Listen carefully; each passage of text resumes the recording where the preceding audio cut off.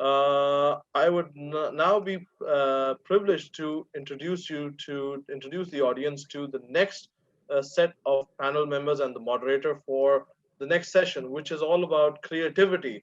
It talks about stimulating creative thinking and how to make innovation a reality.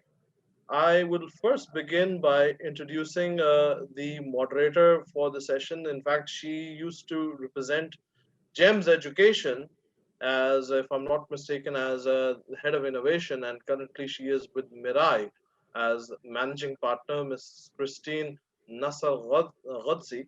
She will be moderating the session, and with her, her panelist, I'm happy to introduce all of you to Cian Salleh Matta from King Faisal School, Mayank Dhingra from HP, Eesa Christopher McKenzie from Alforsan International School, and Nouf Aljammaz from Accenture to talk and take forward the panel. So I would be happy to request Dr. Christine to take the floor ahead. Thank you very much, ma'am. Over to you. Thank you so much.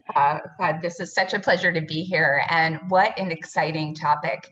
I have to say personally, I was thrilled when I learned that creativity would be such a focus area for this conference, because it's not typically something that we talk about at ed tech forums. Innovation, yes, but creativity doesn't always make its way into panels. And so, although it's not something that we often talk about in this context, we know that creativity is really important. And in fact, 2019 Gallup study found that primary and secondary teachers who included creativity in assignments actually had students that developed a wide range of skills and tended to perform better on more academic tasks as well. And those skills included problem solving, being able to demonstrate critical thinking, making connections across different subjects, being able to have deeper subject knowledge, and then ultimately being able to retain that knowledge longer.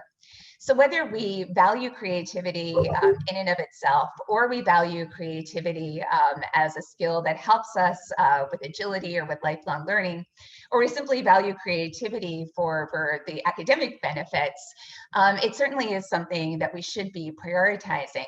And yet at the same time, creativity can mean very different things to very different people. And our team today is so diverse. We have people from schools as well as from the corporate side.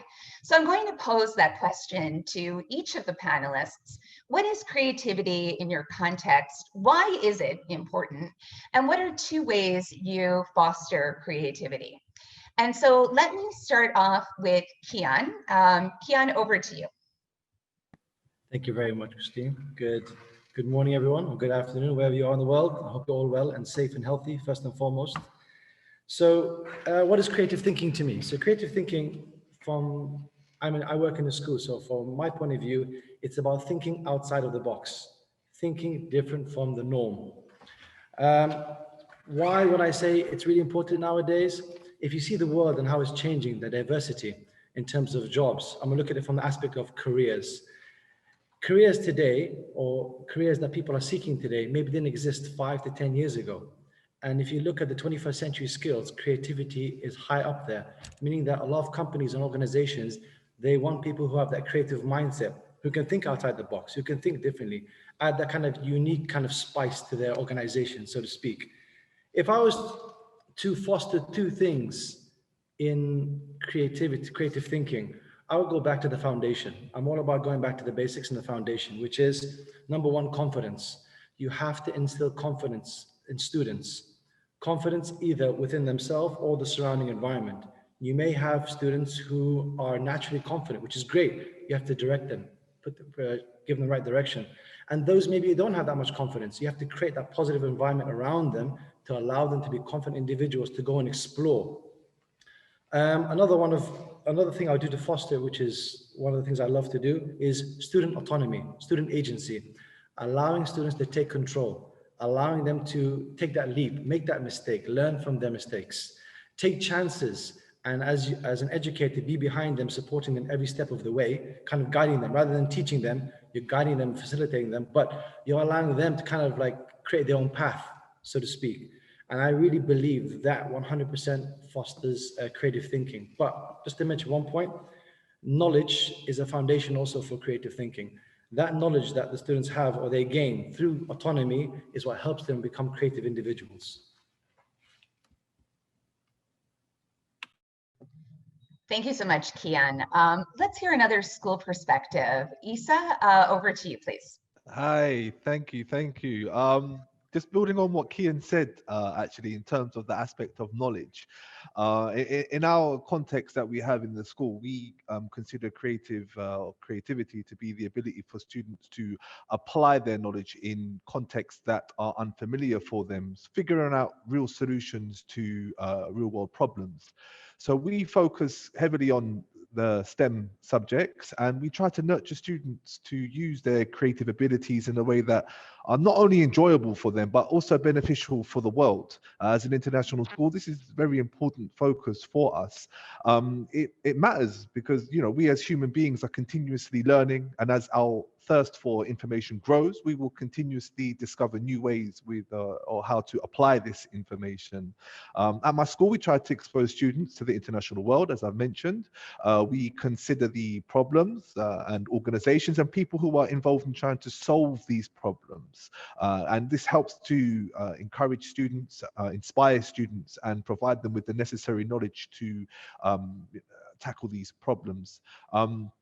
We have these this application of knowledge from KG to grade 12, and it's scaffolded along the way. So this is the aspect in our context. Really interesting to hear about the level of balance that goes into this. You have, on one hand, knowledge and having models and opportunities to connect with the rest of the world, as well as this side of building autonomy and creative confidence. It would be really interesting to hear now from Mayank and from Nouf on the corporate side. You see the other side of this. What does creativity look like in your context? Why does it matter, and how do you foster it? Let's start off with Nouf, please. Hello everyone. I'm going to talk about how the creativity helps the education in my country. Technology has many advantages, but at the same time, it has some risks, and everyone knows that. And it's okay because there's not anything without risk-free. So before deciding, is it good to use technology in education or it's bad to use it, we have to measure the consequences and see what's the result. So in my opinion, using the technology in education is very great ideas due to many reasons, starting with it allows a student to be familiar with the technology and overcome the fears of using them. And there's a fact, if you are familiar with something, you will have the feeling inside you that says, let me explore it, let me know something new. So we can say familiarity would lead to curiosity, and the curiosity will make the inventors. The second one is, instead of doing the homework in the notebooks and the regular way, a student will have a very broad space to be creative in their homework by adding colors, images, and shapes. That will make them excited to do the homework because they want to do something great. Also keep in mind that because the beauty of undo, if you did a mistake, you can easily correct it. But in the real world, you may need to do all the homework all over again. The third one and the last, the quality of education got improved. Teachers are able to use different resources, videos, images, and PowerPoint in teaching. That helps simplify the lessons and make it well understood. I see all the previous as advantage, and anything that's connected to the internet has some risks. So I know children could be abused, but what about having awareness and increase their security awareness for them? That could help and reduce the risk while maintaining these advantages. Thank you, Nouf. Mayank, can you talk to us about creativity in your context? Creativity is when you do something that's out of the box, that you do something that no one has done it before you. Great, thank you. Mayank, can you share your thoughts on creativity in your context? Thanks, Christine, and good morning to all the panelists and to the audience today. So, at HP, our slogan is keep reinventing, right? So keep reinventing, I think itself, in a sense, our DNA makes us creative and innovative in that sense. So for us, I think innovation and creativity are at the heart of what we do and what we develop. But there's a huge difference between creativity and innovation, right? So to me, creativity is the ideation of a new process or an incremental change in a process, or maybe even a radical change. But that creativity, only when you apply the discipline and the hard work of making that change happen, is when you bring innovation into the fore. So I think that whole process of going from creativity to innovation is what we excel at. We have a very solid research and development base, but we are also able to keep that discipline to keep churning out new products at all times, which are sort of cutting edge and leading the industry. In any case, I think, in the fourth industrial revolution, as the three worlds collide of physical, digital, and biological, we have no option but to see how can we innovate and how can we bring collaboration into the fore. Because I think the heart of innovation is also collaboration, right? So how do you bring collaboration to the fore, and how do you help our employees and resources handle the ambiguity that is prevalent in today's world, and how do you help them master the social fabric which they need to keep the wheels churning for HP? So I think all these sort of elements come together for us to define what creativity and innovation means. Thanks, Mayank. And actually, that kind of leads into the poll question that I know the team just posted. You talked about that sort of cycle of creativity to innovation, and how it's in really the discipline of that cycle that HP excels. So one of the questions is, should schools be responsible for developing a creative population? And so I don't know if we're able to take a look at the poll results yet, but it's a good segue, I guess, into the next question. So this question is for you, Mayank. Research supports the role of diversity in fostering creativity and innovation. And of course, HP is an incredibly diverse global company. The innovation economy has been linked to social diversity in addition to that. Why do you think that is, and what are your views on the subject? Can you share some practical ways your organization leverages diversity to spark creativity?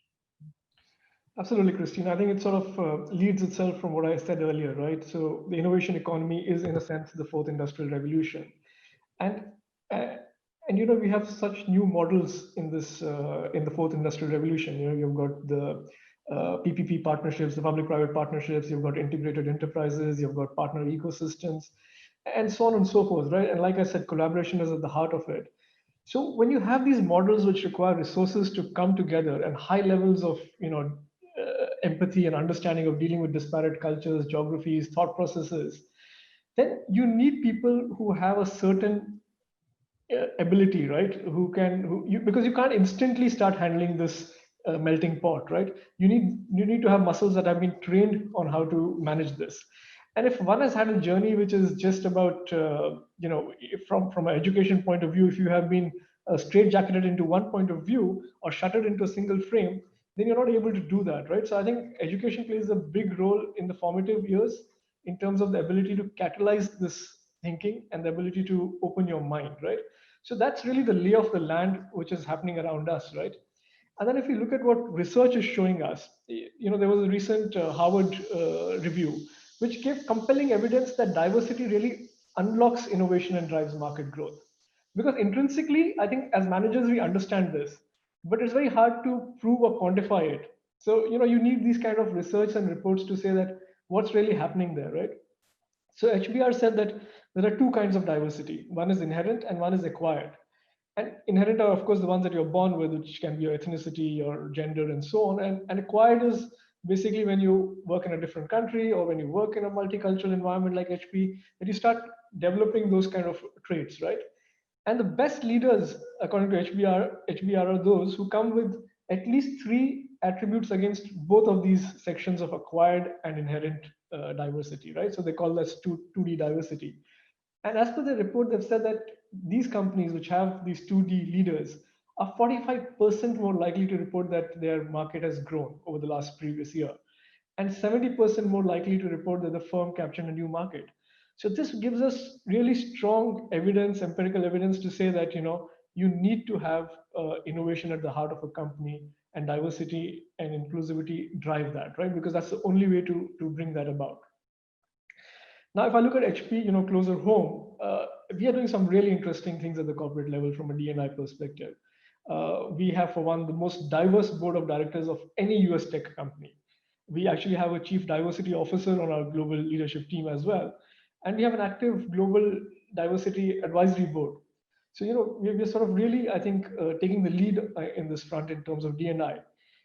But I think, Christine, you asked me to give a practical example, right, of how we are actually imbibing this in our day-to-day life. And I have the perfect example to narrate from the cluster that I look after. So I work in a market that we call ISE, which means that I look after education for Middle East, Africa, and Eastern Europe, right? And this market or this cluster has over 90 countries within this cluster. So it's a true melting pot of cultures, languages, traditions, and so on, right? So we found a very interesting thing to do, right? Every quarter we take our colleagues on a virtual journey, virtual tour over Zoom of one country, and we have our colleagues from each country, or people who are born in that country, leading that tour. So this has been a phenomenal way for us to bring everybody together, increase the cultural quotient and understanding of diverse backgrounds while having fun at the same time. So I think purpose-driven infotainment at its best. Back to you, Christine. Thank you so much, Mayank. I have to say, I really appreciate that you brought the point of inclusion into this too, because to truly leverage diversity, particularly in the context of creativity and innovation, it only really works when you're developing an inclusive environment where people can really bring their whole self to work. So thank you for highlighting that in each piece context. So I'm just going to comment on the results briefly of the poll. So the first poll went out, and we can see that 0% of you thought that no, schools don't have a responsibility for fostering creativity, and 93% of you said that yes, actually schools do, with 7% of you saying schools should at least not get in the way. So that third answer is the one I call the mishmush Kelti in my best Egyptian Arabic. So the second poll that went out, can creativity be taught, is going to be something that segues us very well into the next question. And interestingly, on that question, you're a bit more split. 42% of you saying yes, definitely, and a greater percentage, almost 60, is saying it can be supported, but not necessarily taught. So this brings me to my question for Cian. Creativity, we know, flourishes in early childhood. You walk into any nursery, kindergarten, foundation stage classroom, and you will see creativity at its greatest peak. But it can also dwindle as we age or as we grow up. How do you nurture and sustain the creativity of young children in your context? Over to you, Cian. Thank you very much, Christine. And yes, very interesting results. Also, hopefully, I'll be able to address those questions in that poll as well. So when we look at creativity, okay, flourishing in early childhood, but sometimes you can see it dwindle as the kids grow older. I want to start by saying the following. When we think of creativity, we think of words, these words come to mind. For example, explore, inquire, out of the box, different, new, even words such as unusual and to an extent possibly uncomfortable, because we are doing something that is different from the norm, or a child, putting in the context of education, is doing something completely different from the norm. I actually posted a question on LinkedIn, which was titled, is creativity a skill children are taught, or is it something they naturally have, excuse me, or is it both? Excuse me. The large majority of responses stated that creativity is something innate in children from birth. However, exposure to life can help deepen and widen a child's creative thinking. So for example, if you expose them to things like problem solving, you expose them to challenges, you facilitate a child's curiosity. So by creating that positive environment in school and at home, and giving them autonomy, obviously age appropriate autonomy, allowing them, as I said earlier, for them to try it out themselves, kind of create their own path and be a guide and facilitate them and facilitate their journey. And really, really important, I have to stress this one, not being judgmental. Not being judgmental when a child produces a piece of work or shows you something. It may not have anything to do with what you're talking about, but it's that child's creativity and that drive that says, hey, look what I did, this is amazing. So how you react to it is really, really important. I would say, look, there's an element of worry that when children go to school, they lose that creative drive or it's taken away from them as they have to now kind of conform to a mundane system where everyone has to follow the same path. I'm not saying that schools are the problem, but the approach to nurturing, growing, and further instilling creative drive is extremely delicate. So I think you've all heard the saying before, a lifetime to build, seconds to destroy. Well, that's creativity. For example, a child loves to build Lego, always play with Lego. And in school, they have a project about castles. So he says, you know what? Or she says, I'm going to build a castle from Lego, and I'm going to present that to my class and to my teacher. So it can go two ways. The teacher can praise the student, say, fantastic job. Tell me, why did you choose Lego? I really love the colors that you use and the design. Now you've further instilled that curiosity in the child, and you're also instilling that confidence for them to drive forward, to be more creative. The second scenario is that a teacher may not give the child all that praise or really not acknowledge that child as much. And that small 5 seconds can completely destroy a child's creative thinking or creative drive. So my point here is that the power of words can either lift a child or break a child's creative drive. So schools, it's a whole collective community here. Schools, educators, parents need to be mindful. It's not schools are the sole problem. It is the approach that one takes that will define the outcome. So, for example, the problem could be at home. The school could be doing a fantastic job, but maybe at home, that creativity is not being positively supported. So I would say that we have to we have to educate teachers, families, and the learning community about what it means to facilitate creativity, what are the approaches to creative thinking, and really importantly, the power of speech, the power of words, how your words can have a major, major impact. And I think all of us here probably had, when we were growing up in school, a teacher that really boosted us, and that teacher that maybe said something by mistake that really knocked us down, and maybe they didn't realize it. So the power of words are really important. So I'd like to conclude by saying the following. We have to have more of a lateral thinking approach. Embrace the unknown. Creativity means you're going to dive into uncharted waters. Embrace the unknown, facilitate that creativity to help bring about innovation. As Mayank said, you know, that creativity will help create something innovative, which will then add to that diversity that we need. The beauty of creativity is that every single child is different. Not one child is the same. Every child is different creatively. And that's the amazing aspect of being creative. It's like, a good example, you go to a flower show. If every single flower is the same shape, the same color, the same size, you're going to be bored. The reason why people go to a flower show is because there's so many different flowers, so many different smells, so many different colors, shapes and everything, and all of them coming together creates this beautiful image. That's what creativity is, and that's what we have to do. Bring all that creativity from all the kids together to create something innovative, to create something diverse, and add to a diverse changing world. So that is what I would say. There's an amazing movie, it's called The Boy Who Harnessed the Wind. I don't know if any of you have seen it. It's about a boy in a village who is creative with the knowledge that he has to create windmills, to power, to create water pumps, to help irrigate the land.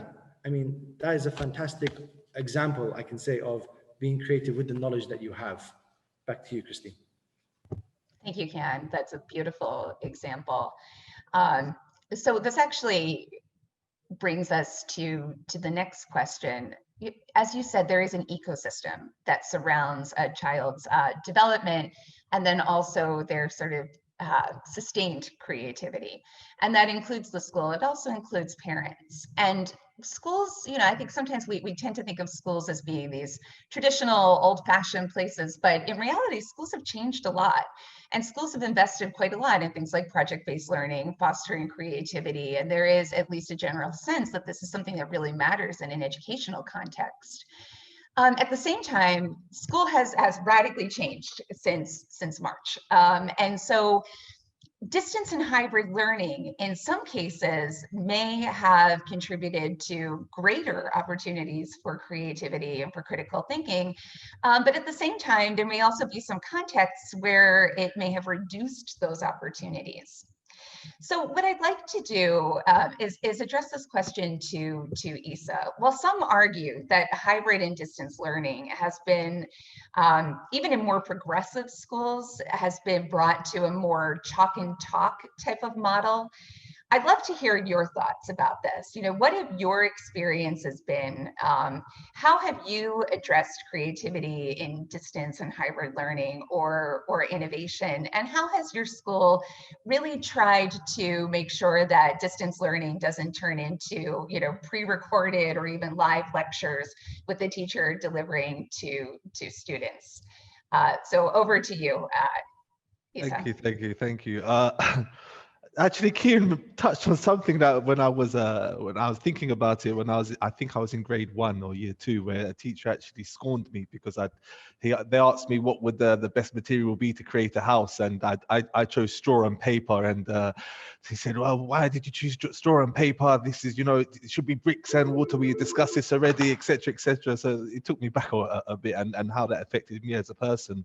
But in terms of what we've done for the aspect of creativity online, I think it's given us a fantastic opportunity to really rethink about what we mean when we talk about creativity and what we mean when we speak about and discuss 21st century skills. The chalk and talk method of teaching, quote unquote, is from what I can consider as one of the foundation aspects of delivering key knowledge. And we need to really understand what do we expect from these students, especially going through the years. Often what's taking place is that kids are thrown into the deep end, especially when it comes to project-based learning. And you touched on the investment that a lot of schools have made into project-based learning. And, you know, the research, it tells us that it's quite diverse in terms of, you know, does it have an impact? Does it not have an impact? And this is something that when we consider it and look deeper, we can see that for those students who are thrown into the deep end and required to solve a real world problem without the knowledge, they tend to struggle. And this comes from an understanding of them to apply that knowledge. So information delivery is very important before students can consider their how to apply their creativity. And they can't be creative without knowing. You need to know something before you can be creative about it. The boy who harnessed the wind. If you watch the film, you'd see the understanding he has about the tools that he's using, about the material that he's using, and all of this knowledge really helps him to apply his creativity. So this has given us a key opportunity to go back to the basics, so to speak. But as you said, having a pre-recorded and lecture lessons, it was one of the challenges that we faced because teachers, you know, they weren't prepared for such an event, and that's all they knew. You sit down, you speak, and you listen. But it comes to a point where that's really not enough, because we need to see exactly what you can do with that knowledge. So what we've done is that we have tried to apply some creative ways in harnessing and nurturing creativity.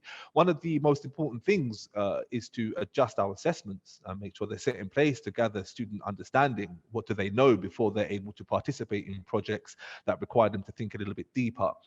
Usually at school, you know, this application of thinking deeper would take place inside of a classroom. You put them in groups, you give them a real world problem, everyone discusses it. But this is not the, it doesn't call for this for online learning. So you'll be able to see at my school in Alforsan, what we've done from the KG is an example. The young boys and girls, they were tasked with going on a scavenger hunt. So once they'd learned new shapes and they'd learned the names and you know, of colors and shapes, the teacher said, okay, now it's time to go on a scavenger hunt. You need to find this shape and you need to find that. And they were coming back with all sorts of things, you know, going to the kitchen and bringing back some cutlery. You know, they get the blankets and they show, oh, this is the color red, you know, and they're really using their knowledge and understanding of what they've learned to go and have fun with it in creative ways. A little bit further up in the elementary school, we were still able to request students to record the processes of their science experiment. So one such experiment was, after they learned about forces and gravity, was to design an equipment. They were given some structure, but they had to design an equipment where they were able to see how they can automate the dripping of water to water a plant over a certain period of time, adjust it, use variables, and come back and discuss. And likewise, up into the high school, creativity is not always about creating new things. It's also about thinking about new ideas and new theories and how to add to what's out there.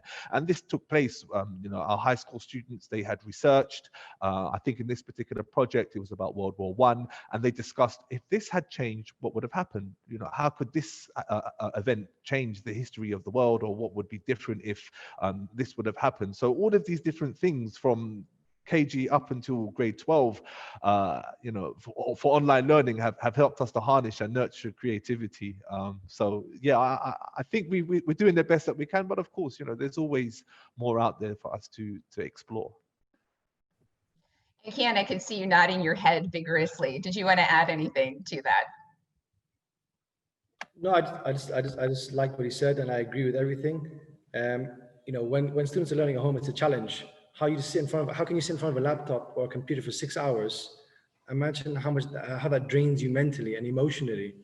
So we teach the kids topics in science, like Eesa said, and then we give them an experiment. You have 1 week to go away and do an experiment. Obviously, a safe experiment where there's nothing dangerous involved. But you know, go away, do the experiment, and then on Seesaw, put a video and talk about your experiment. Talk about what you learned and did you find it interesting. So I do believe science experiments at home during this particular time is amazing. It does wonders. It kind of solidifies everything they've learned and puts it into practice. Christine, I just want to. Yes, please. So Cian, that's very interesting what you said, right? That you let them take the science experiment and go home. And I just was curious to know, one, are any of you from a school perspective toying or experimenting with virtual labs? And two, from the fact that, you know, this whole technology environment and this digitization learning of pathways, actually, does it allow for a flipped classroom from your perspective or not? Sorry, Christine, just wanted to add that flavor to the part that Cian just said. No problem. No, in terms of virtual experiments, no, that's something we want to explore. As you know, the whole virtual world is kind of new to us at the moment, so kind of take it step by step. The closest thing we have to virtual is we actually do experiments in school as teachers, and we show the students, we showcase it to the students live, because it's you know, it's fun compared to, you know, open your books and let's do a writing task. So that's a bit interesting. We also have, you know, various methods. Because of online learning, you have things like Go Formative, you have Edpuzzle. So you can use nice creative programs like Dr. Bionox or Chloe and Nerb. These are scientific programs where you can actually make them watch a video, like it's like a cartoon, so to speak, and you can incorporate questions. So as the video is going along, they can answer the questions. So you're kind of making it a bit fun. But in terms of virtual labs, no, that's probably the next thing for us to explore. But I can say science experiments at home, safe ones, which are age appropriate, are a massive hit. Kids, they're doing like 5-6 minute videos on Seesaw. I did this, I did that, look at this. I'm like, wow, he's so enthusiastic about it. And as I said, it kind of brings everything they've learned together. And sometimes they use math concepts they're teaching them, English concepts they're teaching them, language concepts, and they bring it together and they use that to present their project. So it is, I advise anybody out there, if you're doing online learning, science projects at home are an amazing way to go. But you have to teach the concepts and everything and the skills beforehand before you allow them to do it at home. Thanks, Cian. I think something that you and Chris spoke about, or Eesa spoke about, really clearly is the importance of taking what is a very two-dimensional learning experience where you're on Zoom and kind of pushing it into a three-dimensional learning experience in the home, whether that's doing your own hands-on lab activity or it's you know, hunting for shapes or colors through your house. There's a lot less that educators can control in that environment as well too. And there are certain risks that are associated with that. And so I'd like to turn the last question over to Nouf, which is, in this environment that we're now in, with the lack of control, right, that schools have over the learning environment, what are some of the key considerations in online safety, or really just child protection, the safety of these learners in that online environment? Okay, thank you, Christina. Yes, I totally agree with you. It wasn't easy at all forcing the children to use online learning due to COVID-19. So in the beginning, it was so hard to push them to use the computers and online classes. But alhamdulillah, at the end, we overcome all these challenges, and they are interested in using it right now. And they said, okay, we don't want to back to school. We want online learning, because they are sitting home and attending the lessons, and at the same time they could go and eat lunch, they could do whatever they want while they are attending the lessons. So as I said, there's many advantages in using the online classes, starting with it's forced them to use the computers, to use the technology, so they could explore it by themselves, and they could invent something new. And second, the homework wasn't regular as always, just draw it or write it in the bin, and that's it. They could do shapes, they could do colors, and they became designers. It's just doing the homeworks. And lastly, the third thing that's good is teachers. Teachers have videos, have PowerPoint slides, and they could taught the lessons, they could teach the lessons with many resources, so the students will understand it very well. I agree, I totally agree. They are children, and using the internet alone could be dangerous. But in this case, we need the parents monitoring. So while the parents monitor their children, they are going to make sure there is no one will abuse their children. And at the same time, they will get the full advantage of using the online learning. Thank you so much. Yeah, it's really interesting to see how this theme of, you know, supported risk seems to run through what all of you are sharing. That when you give children the skills, whether they're online safety skills or digital citizenship skills or understanding how to develop and run their own science experiment, we're able to allow children to have so much more freedom and autonomy.